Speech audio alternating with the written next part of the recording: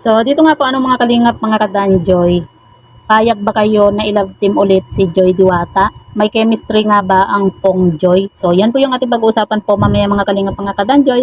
Pero bago po natin ipagpatuloy ang video ito sa mga bago pa lang po sa ating munting channel, huwag po natin kalimutang suportahan ang ama ng Kalingap, Kuya Bal Santos Matubang at Kalingap Rob. At paunawa, panoorin po muna ang full video bago mag-comment para malaman ang nilalaman nito. So, dito nga po, mga kalingap, mga kadanjoy, alam ko, hanggang ngayon, masakit pa rin po sa atin yung nangyari nga po dito sa Danjoy, pero syempre wala na rin po tayong magagawa nga po dahil nangyari na po ang nangyari. Hindi na po natin maibabalik pa.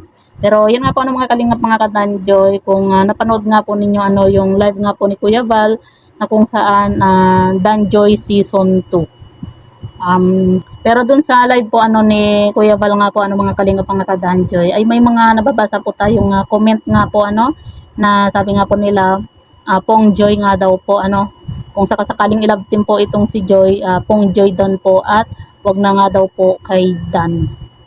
Kasi sabi nga po ni Kuya Bal, kung sakasakali man po na matuloy yung Dan Joy Season 2, kumbaga yung Dan Joy Season 2 daw po ay kumbaga yung mga may gusto lang po yung manonood. At sa mga ayaw, wag daw pong panoorin.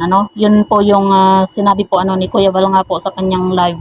Kaya may mga nagsasabi po na may chemistry nga daw po ang Pong Joy.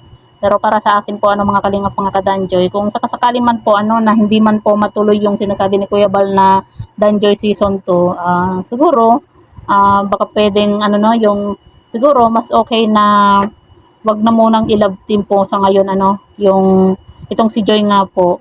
Kasi syempre 'di ba, sariwa pa po yung nangyayari po sa Danjoy. Kumbaga marami pa po yung nasasaktan hanggang ngayon po at yun din naman po yung sinabi po ni Kalingap Rob nga po na hindi nga daw po muna, sabi nga po niya hindi nga daw po muna niya ilalove team itong si Joy. Ibig sabihin muna siguro may time na ilalove team din po niya itong si Joy, pero hindi po muna sa ngayon baka pag-isipan pa po nila kung itutuloy yung Danjoy Season 2. Kayo po ba mga kalingap, mga kadanjoy? Ano po yung masasabi nga po ninyo patungkol nga po dito dito nga po sa ating thumbnail nga po na may chemistry nga ba ang Pong Joy? At payag ba kayo sa Danjoy Season 2?